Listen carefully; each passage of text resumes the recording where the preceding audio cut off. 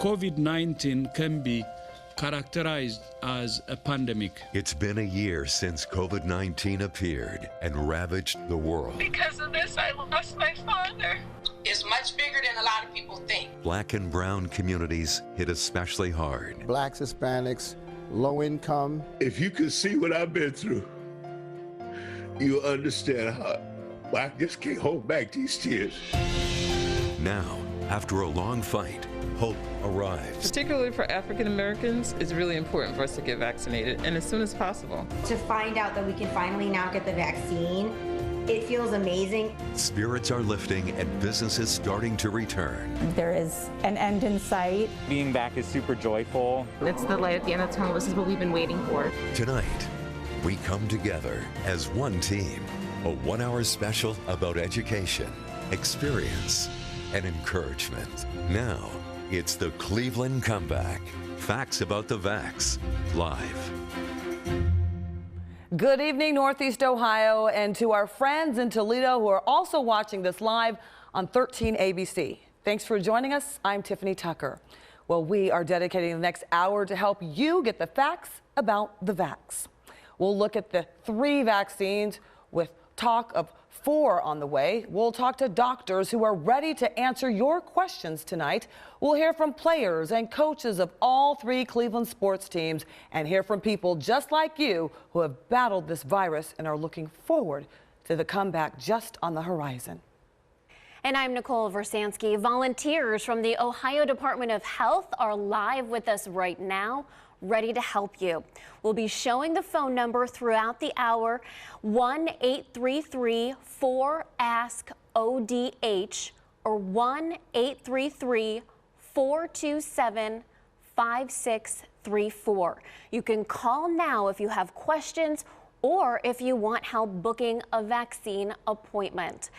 And right now, you're looking live towards Cleveland State University, where the Wolstein Center Mass Vaccination Clinic has been open since last week. Chris Fry begins our live team coverage outside with what you need to know about this huge undertaking. Chris. Yeah, Nikki, good evening to you. And it has been 1 week since this mass vaccination site opened here on CSU's campus. And throughout that last week, really the last 6 days, these numbers only coming until the end of business Monday. Tonight's numbers have not been released, but over 34,000 have been vaccinated inside the Wolstein Center. These people coming from all walks of life, hoping to get their 1 or 2 shots of hope. A new life, the new beginning. It says what it seems like, really. It's a rebirth for many who have finally received their first dose of the COVID vaccine.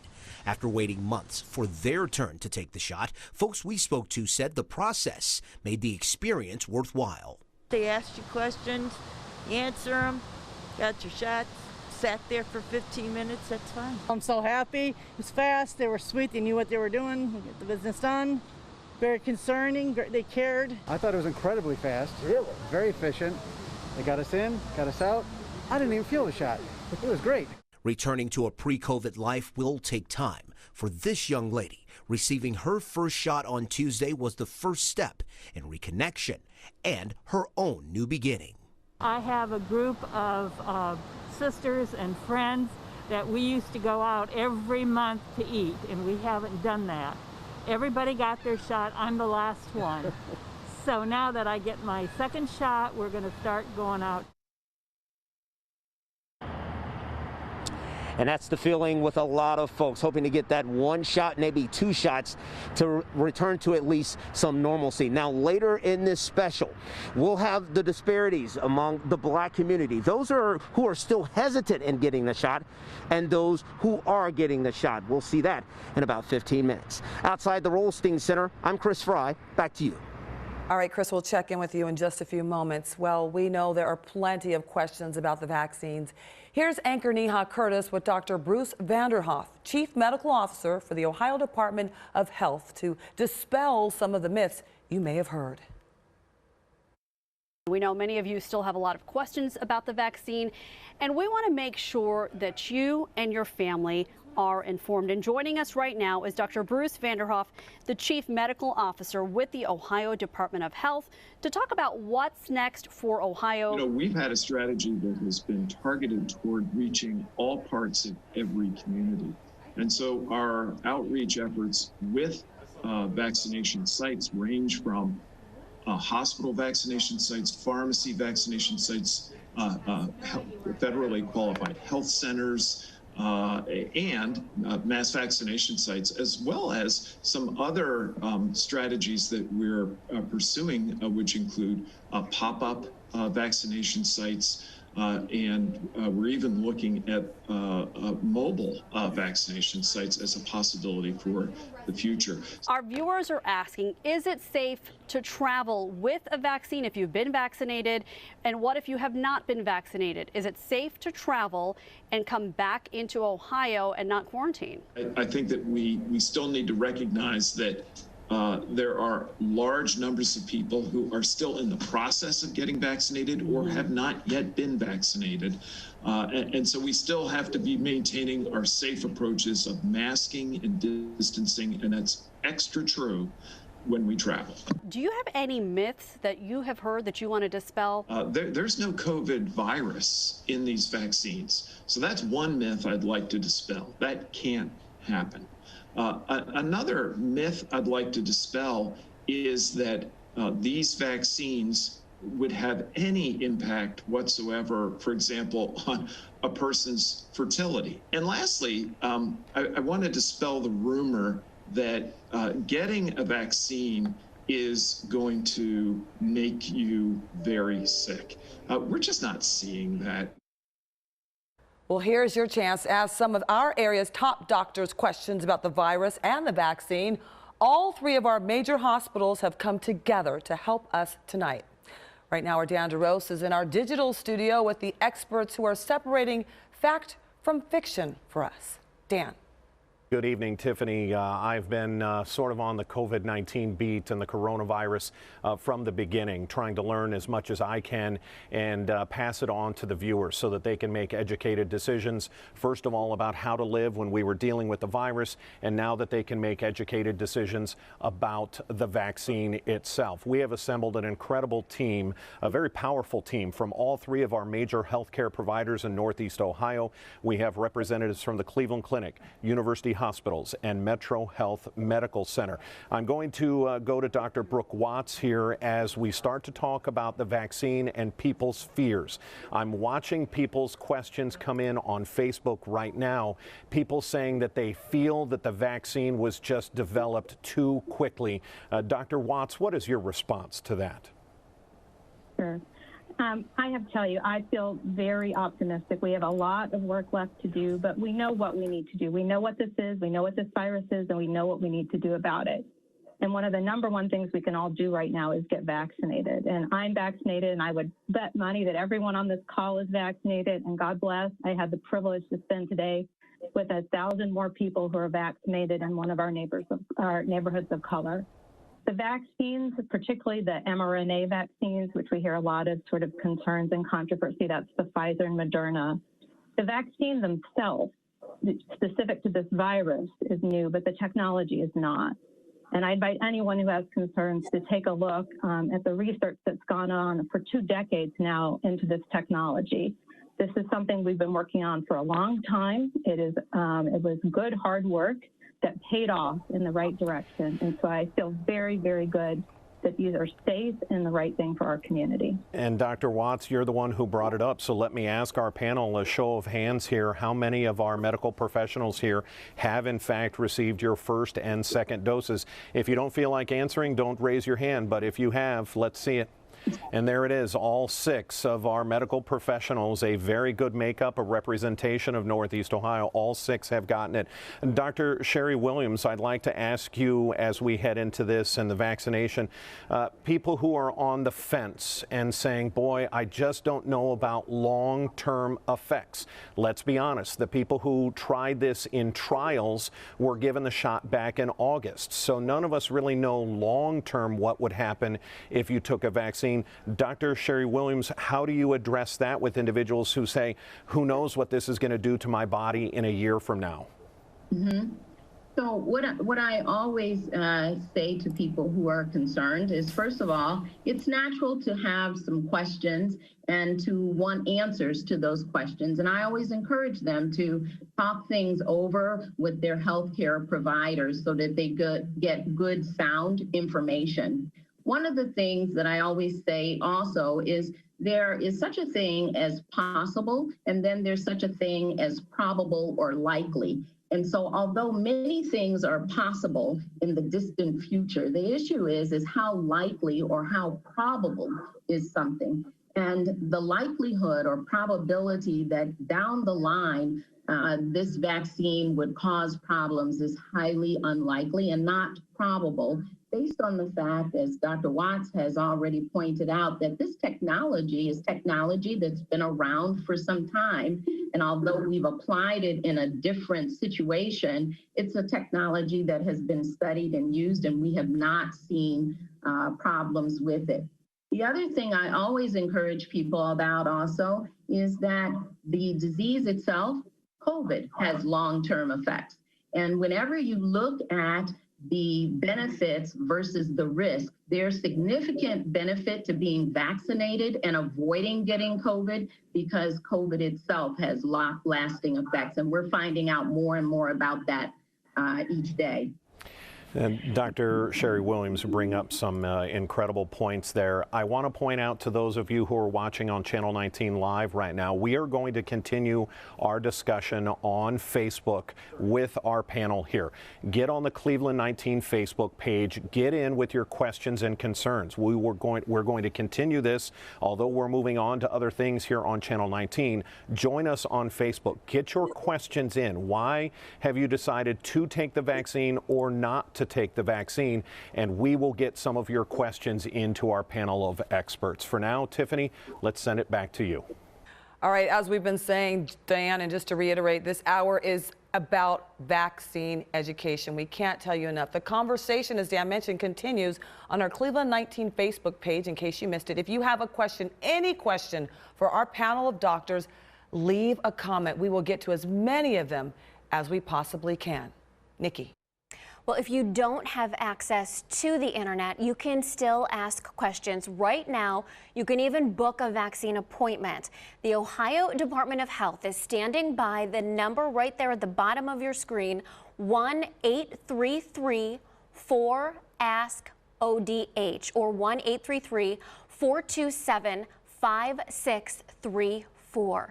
Belinda Kerr is with ODH. She is with us now. So Belinda, what are some of the questions you're hearing from our viewers tonight?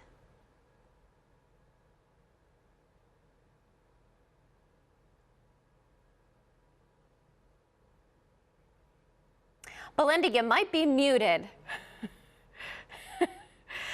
Isn't this something we've all gotten used to during the pandemic? These Zoom calls, the mute button, who's in the background. Belinda, can we hear you now?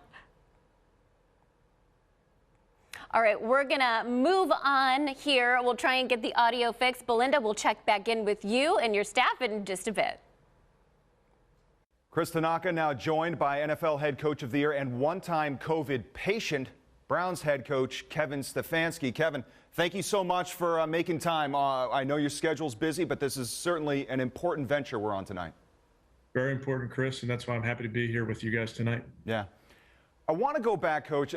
I've been thinking about this since really you started. You're a rookie head coach in the NFL, your first shot in unprecedented conditions, coaching up a group of men who are new that you can't really connect with in person. This is sometime in the spring of 2020, in a sport based on primacy.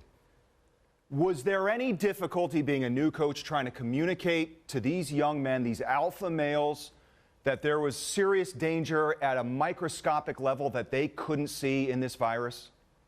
Yeah, I think that was a challenge, certainly early, and I think we were very fortunate to have information at our fingertips, and information is power. So our work with university hospitals and our medical staff we're able to present to the players, to the staff, some real hard facts and what we knew and what was going to keep us and them safe. So we really tried to just double down on the science of this all and make sure that the guys were very, very well informed about what was going to make this season go and make sure that we had a full season, because that was up in the air when you think about going back to spring of last year. As the season progressed in early November, the Herculean figure on the roster, Myles Garrett, contracted the virus. Behind the scenes, because I know up front you had to say, look, we've prepared for this, we're going to keep going, but behind the scenes, what was the reaction like from teammates who see this guy and his superhuman stature in the locker room suddenly be felled by this virus? Yeah, you're right. I think a lot of us, and especially when you look like Myles, you think those guys are invincible. And this virus doesn't discriminate. I tried very, very hard not to get it myself. But it's very contagious. So it was in our communities during our season. And unfortunately, we were without players at some points, without coaches at some points. And I think it was just a stark reminder about how this thing was just out there. And we had to be as careful as possible to make sure that we're trying so hard to keep each other safe. Of course, we'll have more from the coach later on in the show, including more on what he went through, more detail, his mind, the moment he found out he had contracted COVID-19. Plus, we'll talk about the unique partnership the Indians, Browns, and Cavaliers formed to address this and many other social issues. Nikki. Well, the Cleveland Cavaliers head coach, J.B. Bickerstaff, rolled up his sleeve and received his shot at Northeast Ohio Neighborhood Health Services tonight. He wanted to talk to you, the viewers, about his experience. I educated myself on the COVID vaccine a few different ways. Obviously, there's a lot of information on the internet. There's a lot of information on different news outlets. But I also talked to a lot of people who had had the vaccine before I had. My parents both had it. I had long conversations with them.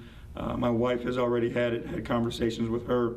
And talk to other people who were knowledgeable about the vaccines, the process for the vaccines, and how beneficial they can be. We're just going to clean it off your arm. I want you to relax it as much as you can. It was important to me to get the vaccine because it's an opportunity for us to get life back to normal. It's an opportunity for us to do the things that we love to do, but safely.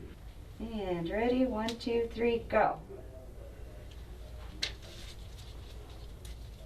Just a little Band-Aid to cover up. And individually, we have a huge impact on our communities, getting people back to work, being able to spend time with our families for the holidays, all the small things that, in the past we may have taken for granted. The vaccine is going to open doors and allow us to get back to doing those things. It's time for us to come together and take the next step and do vaccinations. I think it's responsible. I think everybody should get it because whether you think it's going to work or not, it's responsible to do it.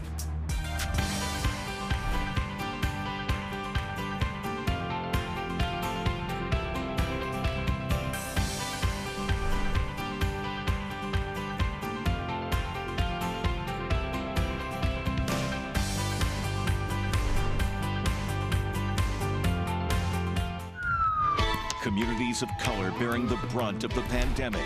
The Black community, we continue to die disproportionately from this virus. There still remains significant bias and significant structural racism. Striking racial disparities at the forefront of the vaccine rollout. We would, definitely appreciate being invited to the table. I know the people is really waiting for this. I feel great. 19 News anchor Damon Maloney has been studying this issue of racial disparity with the vaccine. He's here now to break down some of the numbers the state is reporting on their COVID website.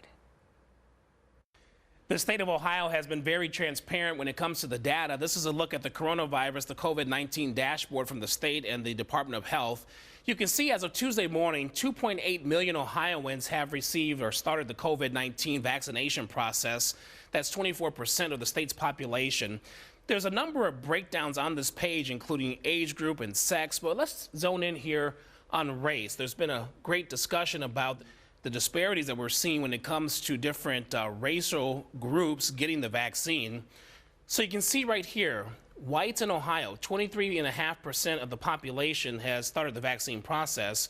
When it comes to African Americans, it's about half of that, so it's lagging. About 12.14% of the state's black population has started the vaccine process. We've been talking about the history of medical mistrust being a factor here, also just vaccine hesitation and other complex issues. I found a study from the National Equity Atlas, and it pointed out that about 21.6% of black households in Ohio do not have access to a vehicle compared to about 6% of whites in our state. And they were explaining how this played a big role, especially when we saw those early vaccine sites that were drive-through only, transportation knocking a lot of people out of the picture when it came to getting a COVID-19 shot. But things are starting to change here. We know the Wolstein Center has opened up as a mass vaccine site in a neighborhood that really serves the greater population here, giving people access to the coronavirus vaccine. Other initiatives that are taking place too, including public education campaigns, including the one we're doing here tonight, and also getting civic leaders and civil rights organizations involved to really get the message out there and also help getting people to those different vaccine sites. Damon Maloney, 19 News. All right, Chris Fry live outside the Wolstein Center, and much more on this topic that Damon just discussed, speaking about blacks and really the wide gap in the African American community not getting the vaccine. Of course, it all stems from distrust and vaccine hesitancy stemming back from the Tuskegee experiment. It's definitely a painful subject to talk about, even with my generation and older generations. Well, today, I spoke with two individuals, one black man, one black woman. They took the vaccine, but it took a lot to finally convince them. It's still a daunting task to get the African American community vaccinated. But having the state's first mass vaccination site at the Wolstein Center offers access. But access is one thing. Getting the shot is another. This gentleman's wife, who's a nurse, was all the reason he needed. And she got the shot, and it wasn't that bad. And I said, well, you know what? If she can do it, I can do it too. For others, it was education. I was kind of nervous about it, but then, you know, as I seen other people getting it, it eased my mind. So I'm like, I'm doing a good thing. And this last message for those who are still on the fence about taking the shot. My daughter caught the virus. My granddaughter caught the virus. My brother caught the virus. And so they had some real bad experiences. They said, this is not the flu. This is a very serious thing. And I also know a couple people who died. So if I have to look at facing possible death versus taking the vaccine, I'm betting on taking the vaccine. And for a lot of people, it has really come down to that decision. They've known someone, and it has persuaded them to say, hey, I need to come down to the Wolstein Center and take this vaccination. Now, speaking of the Wolstein Center, this is in proximity of the east side of Cleveland, where the majority of African Americans reside within the city of Cleveland. And along with transportation services, free transportation services to get those individuals to and from this site, the hope is to get as many black folk and just people of color to this location to get that one shot of hope.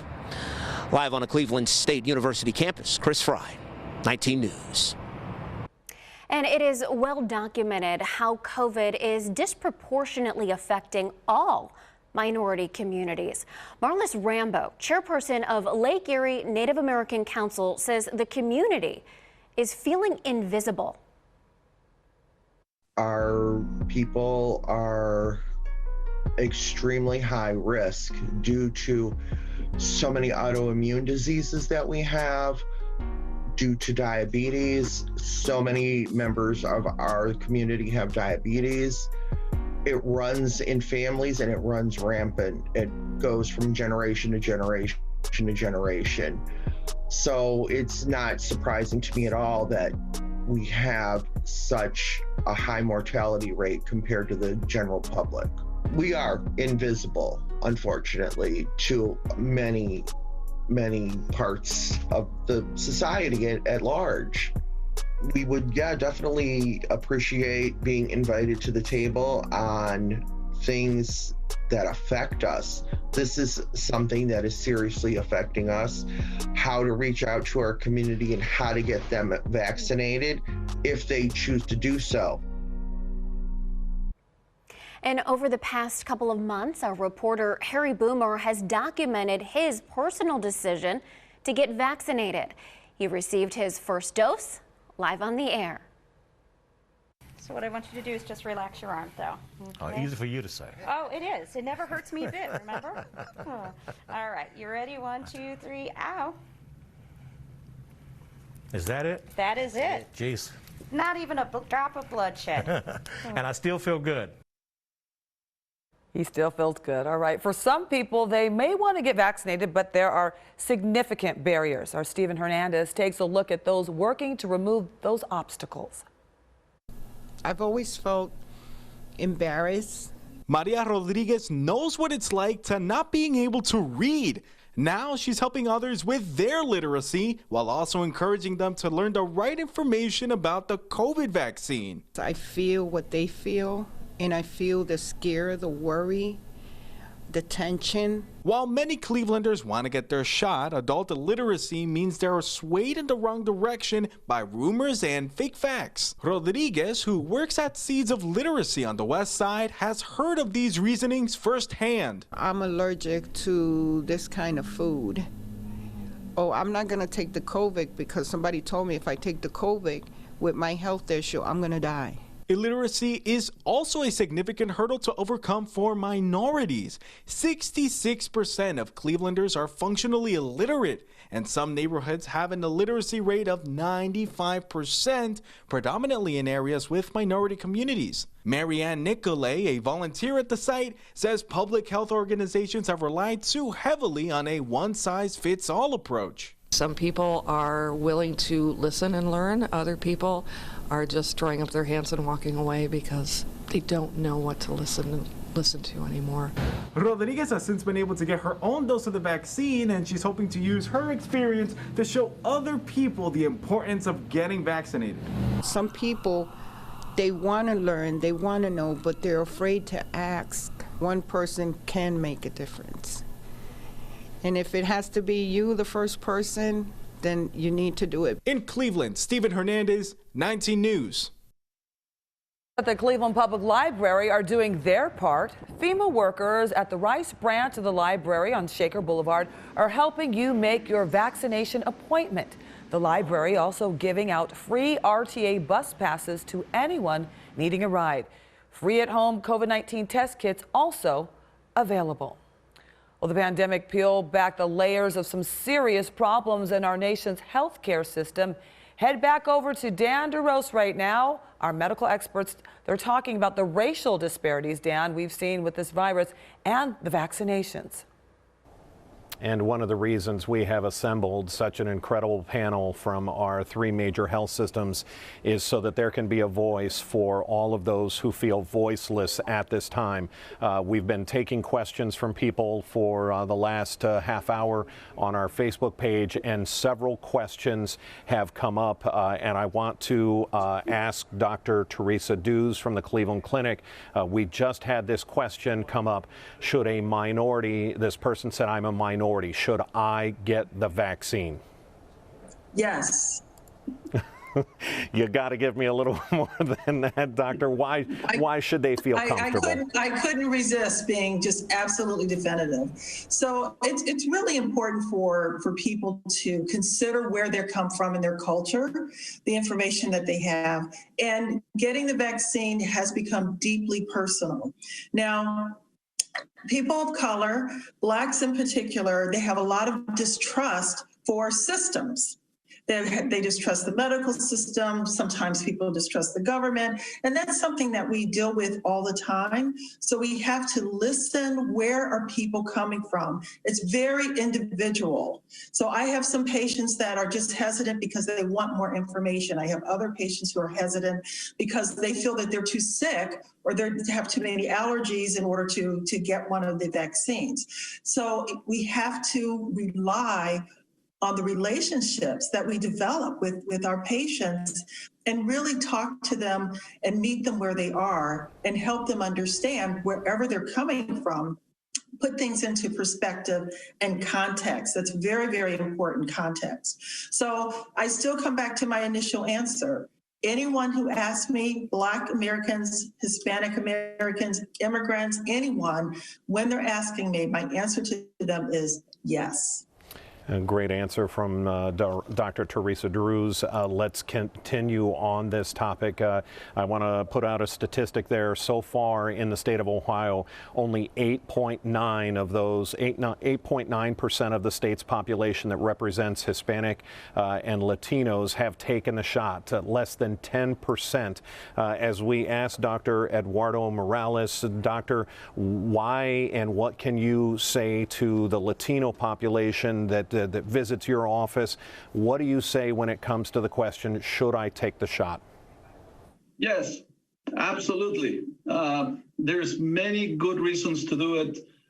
And there's many reasons that are keeping you away from doing it. Some of them are cultural, as Dr. Drews talked about. Some of them are misinformation coming through social media, conspiracy theories, things that make no sense at all. I mean, we would not be here at 9 o'clock talking to you all if this was not important. We need to move towards it. So this is mainly important for the Hispanic community because we are social. We are terribly social people, and not being together is what is happening right now with this pandemic. It has put a lot of patients, a lot of Latinos in the hospital and leave them with consequences for a long period of time with their family, economically, socially, work. It really, the effects that we see from this virus are not to be played with. So the answer to the community is yes, sí, pónganse la vacuna. Very good answer there, Dr. Morales. With about the last 30 seconds we have left before we continue our discussion, actually we've got about a minute and a half left here. I want to turn to our pediatrician expert, Dr. Lolita McDavid with University Hospitals, Rainbow Babies and Children's Hospital. When we start talking about minority children, is it any different than talking about Caucasian children when deciding to get the shot? Well, remember, race is a construct, okay? So when you were talking to Dr. Morales, if I spoke Spanish, I'd be golden because people come up to me in New York all the time and they want to start talking to me in Spanish, and I was told that I look like I'm from Honduras. So it's not a monolith, okay? To be Hispanic or to be Black, it's a whole spectrum. And so I think the more that you inform people, the better it is. But remember, you've got to go to people where they are. So for me, if I were designing a system in Cleveland for the Hispanic population, I would specifically go to their churches because the majority of Hispanics in Cleveland are not Catholic. They're apostolic and Pentecostal, and they listen to their religious community. And so you have to go to people where they are. If you don't know that about them, then you don't really know how to reach them. And the same thing with Black people. I mean, we run the spectrum. You know, we have people who are not as educated and people who are highly educated.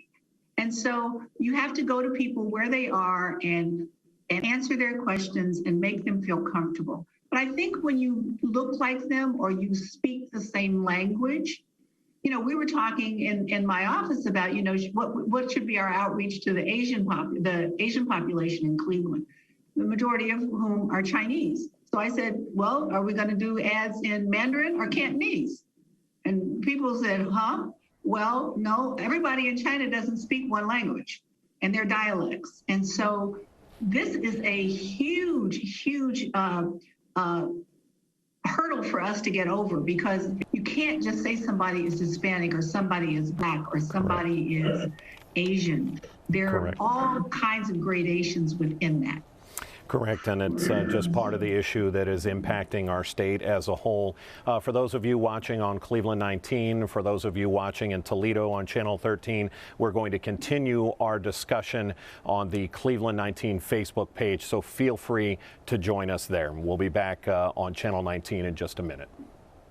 I don't want to roll the dice or take a chance on putting my family and those I love in a tougher situation. So the benefits way outweigh the risks. Well, several Cavs legends have rolled up their sleeves to get vaccinated. Former Cavs big man and current radio analyst Jim Jones got his shot. Another Cavs legend, Campy Russell, didn't hesitate to take the shot when his time came. The TV analyst says this is about taking care of humanity. Hello, I'm Austin Carr of the Cavaliers, and I want to tell you a little bit about my COVID journey. I unfortunately got the virus, and it really is something that you don't want to get. So what I'd like to tell you to do is to get your vaccine. I am getting ready to get mine next week, and I'm looking forward to it.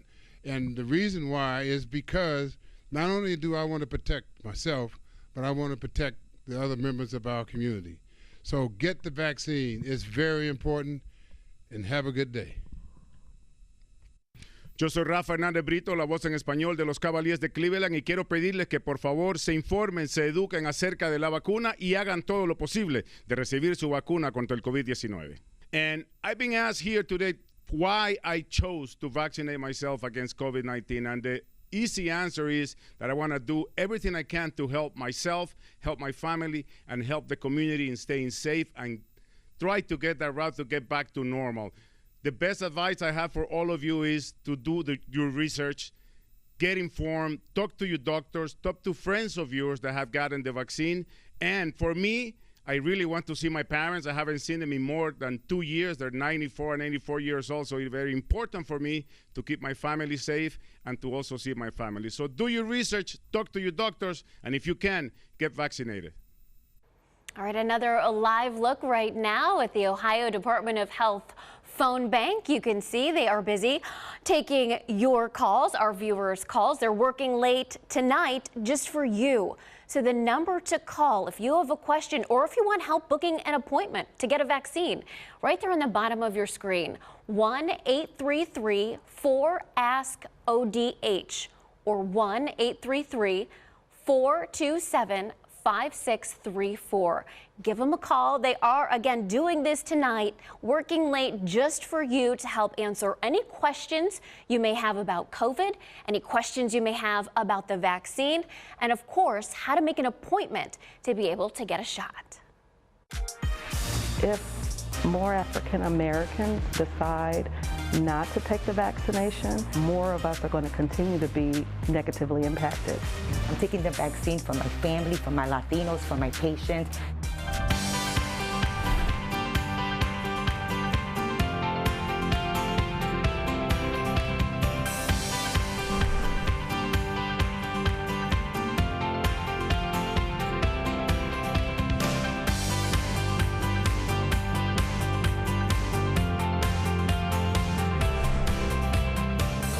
Signs of a comeback. It's nice to be, talking face to face with people. Patrons dining inside. Students heading back to class. It's a wonderful thing to get back. We've been waiting for this. Well, for the first time in a year, many students in the Cleveland and Toledo schools are finally headed back to the classroom. It's hard for me to do the schoolwork because it's on a computer and you gotta tap the stuff on there and stuff, and some stuff it won't work, but in real school it will. Isn't she precious? Well, the back-to-school attire looked a little different. Students donning face shields and masks, but both students and parents glad school is back in session, Nikki. And Tiffany fans, I know I'm one of them, getting ready to return to the corner of Carnegie and Ontario. The Indians team doctors from the Cleveland Clinic gave the team a crash course in vaccination education today in Goodyear, Arizona. The Indians home opener just around the corner, April 5th. Baseball. It's a Cleveland tradition that brings people together from across neighborhoods and generations. That tradition was a lot different last year, and it's not the same without you in the ballpark. We missed seeing your faces. We missed hearing your voices. We miss the walk-offs. Some things are better in person and better together, like Progressive Field on a summer night. We've made it this far together. Let's continue to do the things we need to do to keep everybody safe. so we can get our restaurants, our concert venues, and our stadiums back to full capacity. Continue to mask up. Continúen usando la máscara. Wash your hands. Lávese las manos. Maintain safe social distancing. Mantenga el distanciamiento social. Get the facts about the vaccine and talk to your physician to make a decision that's right for you and your family. The Cleveland comeback starts with you. El regreso de Cleveland depende de ustedes. The Cleveland comeback starts with you. Go to Indians.com/updates to learn more. That's for sure. Getting informed about the vaccine is the key to returning to some sense of normalcy. Let's head back over to Dan DeRose with our medical experts. Dan, how's it going? And for this segment with our doctors, our panel of experts, we want to talk about herd immunity. When you have, we've been watching the older populations, the 65 and up, and we can't seem to break 70% of Ohioans in that older population who have been vaccinated with at least the first shot. Is that an access issue? Are those people who are frustrated and have given up on getting the vaccine? Or is that 30% of the state's older population saying they're just not going to get it? Dr. Daniel Simon, I'd like to ask you, sir, about herd immunity. If for say 30% of Ohioans don't get this vaccine, can we ever get to a herd immunity status? Well, herd immunity is complex. It includes both the percentage of the population that's vaccinated as well as the percentage of the population that's had a COVID infection. Estimates right now, latest from the CDC as of this morning, is that the U.S. achieves herd immunity on June 21st, based on our present vaccination rate of 2.5 million shots a day. If we can get up to 3 million, we can shorten that time down, to May. If we lapse, then it pushes out towards the fall. So I think it's a combination. We need to get about 50% of the U.S. population vaccinated with about 20% background based on antibody tests, that about 20% of the population has had either a symptomatic or an asymptomatic infection. So I've been watching that every day. It's gone from 2022 to November 30th to now about June 20th. I'm very optimistic, but it depends on our ability to keep our foot on the gas, go from 2.5 million shots a day up to 3 million. And I have to say, it wasn't long ago that we were only at 1 million, so I'm very optimistic. Dr. Brooke Watts, let's continue this conversation about herd immunity. Do you fear that people are going to hear that date of June 21st and are going to let down and are going to start taking masks off, or are going to decide, well, I'm not going to get the shot if we're going to get there by June 21st anyway? No, I'm very optimistic that this community knows what we need to do to end this pandemic. I hope everybody out there, I'm ready to get back to my life. I suspect you are ready to get back to your life. I could sure watch some baseball this summer. And the way to get there is to get vaccinated and to be smart. That means we know what to do. Keep doing the social distancing, keep doing the masking, and get vaccinated. And listen, if you're a young person and you're on the fence about vaccination, look, you don't do it for yourself. You do it for the vulnerable people in our community. This is the same thing for flu. There are a lot of folks out there whose immune systems or for other reasons, they won't have the same benefit for the vaccine. And these are the folks that are really feeling the consequences and frankly, the deaths that we're seeing with COVID virus. So if you're a young, healthy person and you're out and about and you can get vaccinated to protect the most vulnerable among us, be a hero. Now's the time. Do your part. Let's end this thing. We know how. Boy, isn't that a message of positivity?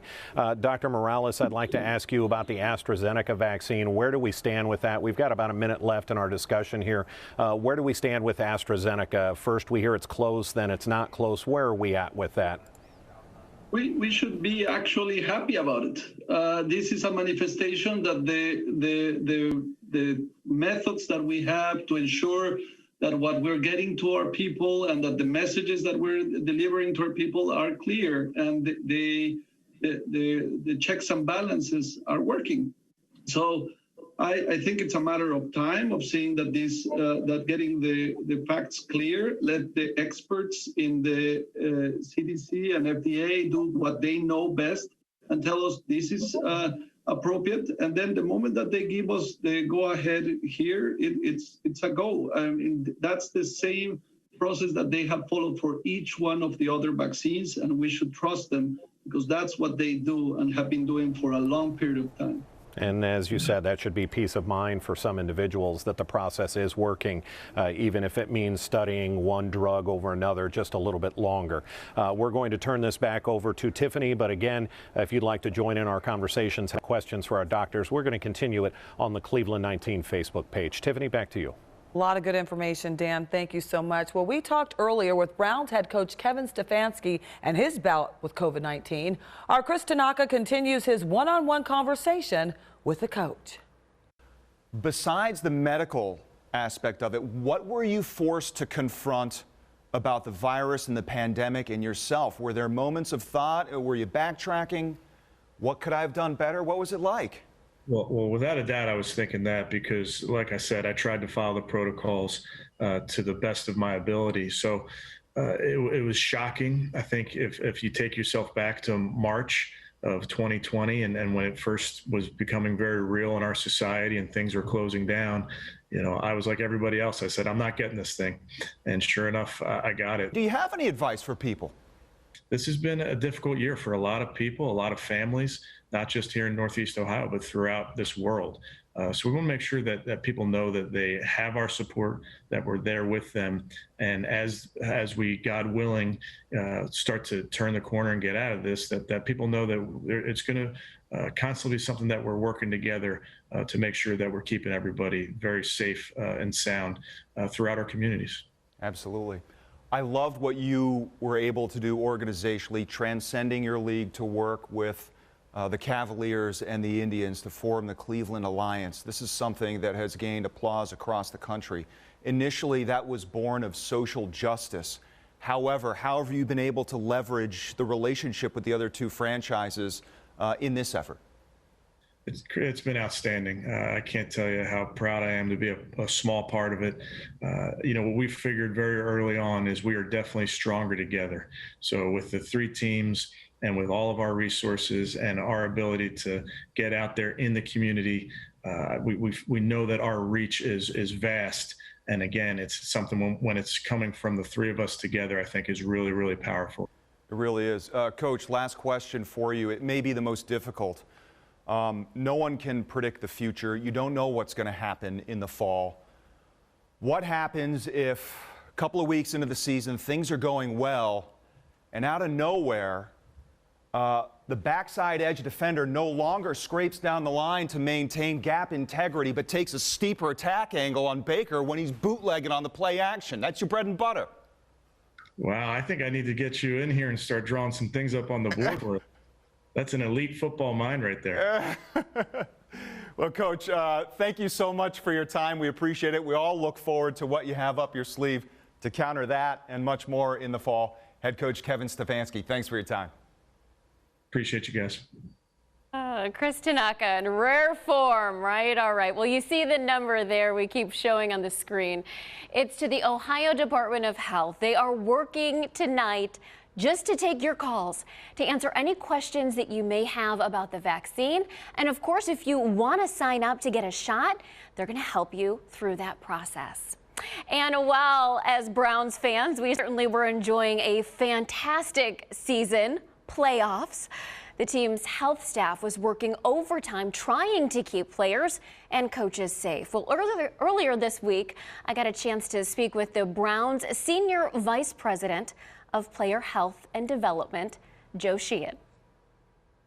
Take me through just the past year and, I mean, the tremendous challenges of playing a football season in the middle of a global pandemic. Pandemics really drive innovation, right? And innovation comes through collaboration.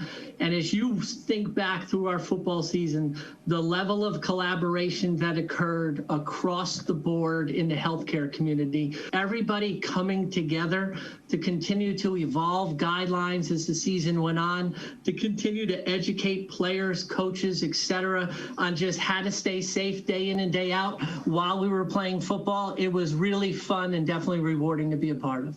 Now we're just looking forward to the big NFL draft here in Cleveland come April. Yes, it's going to be a great event. Looking forward to getting some people together, really putting a highlight on the city of Cleveland. So it'll be fun to see such an exciting event here located in our city, and really it'll be fun to put it on in kind of a safe and really enjoyable manner. I've taken the initial step, and I can physically be an example to people in the community. I mean, I just tear up now. It's been a long year.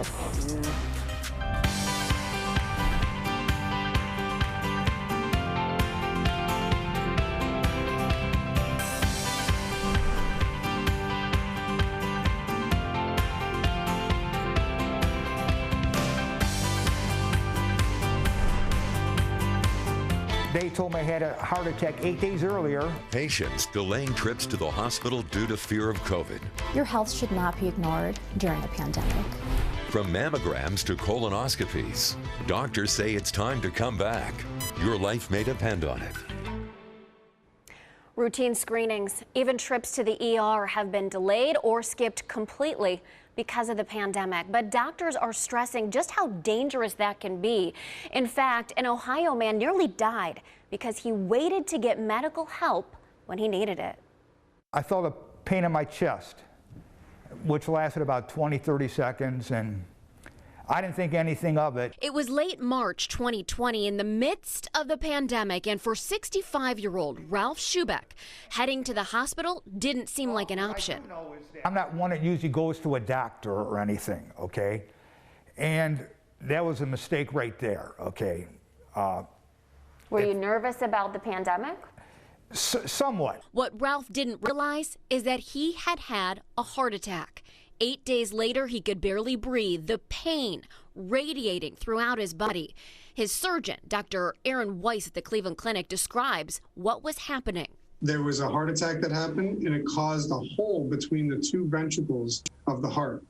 And so 1 out of 3 people don't survive this problem. Ralph's delayed call for help was threatening his life. By the time he called EMS, he was fading. He was life-flighted to the Cleveland Clinic main campus for emergency open heart surgery. When I was in recovery at the hospital, and some of the nurses staff and the doctors says, "You're lucky to be here," and they nicknamed me the Miracle One. Unfortunately, we're seeing this far too often. Dr. Weiss says a new Cleveland Clinic study found more than 50% of Americans did not reach out to a doctor when they experienced a concerning health issue during the pandemic. We are still seeing delayed care. It's just, it may not be as sort of emergency filled as Ralph's case was, but we still see it. There's growing concern among doctors what a continued delay in routine visits and screenings will mean for the future. Patients are showing up less for their ambulatory surgical procedures. They're showing up less for screening mammograms. They're showing up less for dental procedures, vision care, all these things. And we really need to capture everybody back in so that their health continues to not suffer. The doctor's message to those delaying care echoes Ralph's, who now knows the decision to wait could cost you your life. And by delaying it, instead of having a stent put in, something easy procedure turn into a catastrophe. Seek out that help, whether it's an emergency or non-emergency, and take care of themselves. And we are going to do our best to help you. During this pandemic, sometimes lonely for moms, and a real danger for medical staff who have delivered babies of COVID-positive mothers. The end result sometimes so sweet in the midst of such tragedy. During this last year, we've had a lot of uncertainty, and no more. Even when we as healthcare professionals are supposed to be there to provide confidence and reassurance to our patients, we ourselves were very unsure about what was going to happen. I had my fear, but I knew that life had to go on. We had to continue, cannot live in fear. So I'd still come to work, 3 months pregnant, 6 months pregnant. with the fear in the back of my mind. We still had to provide that reassurance for our patients and confidence in us to say, you know, we are still going to take care of you when you come into the hospital to birth, and we are still going to try to make this as normal of a birth experience as we can for you, and really still try and give you everything that you need. We're isolated. These are dark times. So when you do find someone that you connect with, you hold tight to them. Our Centering Pregnancy program is unique. It's group prenatal care, so we group mothers that are due around the same time with other mothers. I think being at home with a lot of uncertainty and not knowing what was going to happen and being fearful in pregnancy for yourself and for your baby, I think Centering offered that kind of support that so many people needed and wanted. Centering was a savior. It really was. It really was. I'm still friends with those 7 couples to this day. No one will understand what it is like being pregnant in the pandemic. Scary time. But those women, yeah.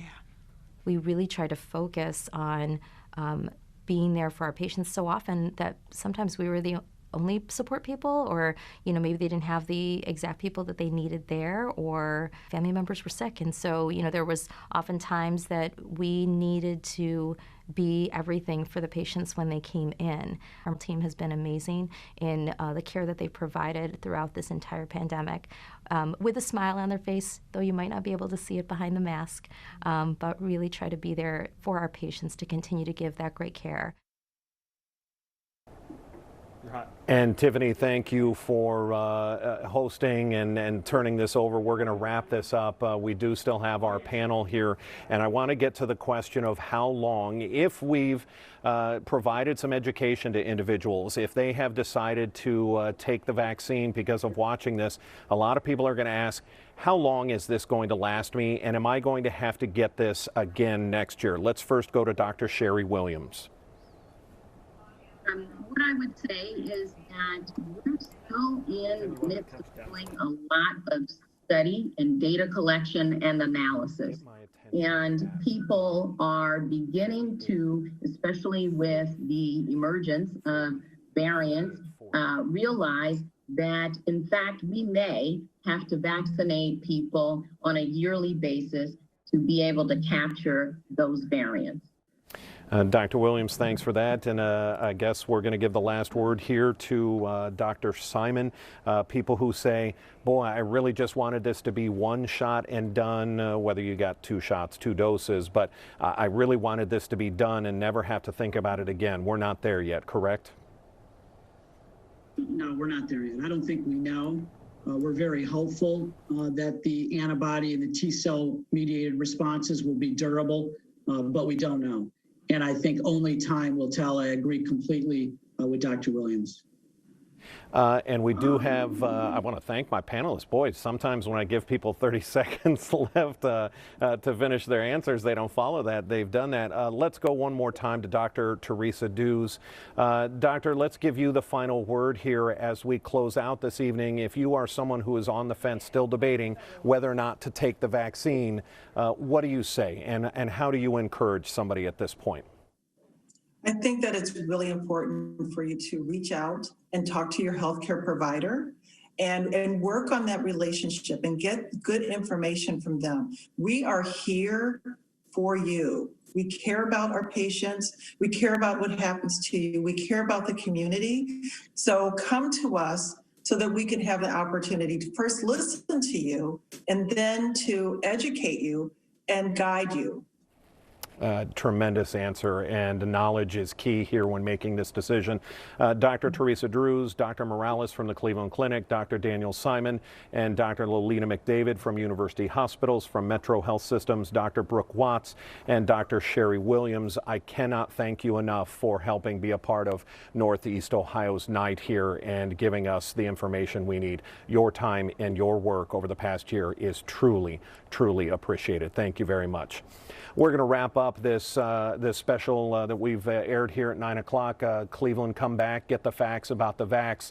It is so very important that you educate yourself, as our doctors said. I'm Dan DeRosa, and as I've always said, I'm in this. You're in this. We're still in it together. Have a good night.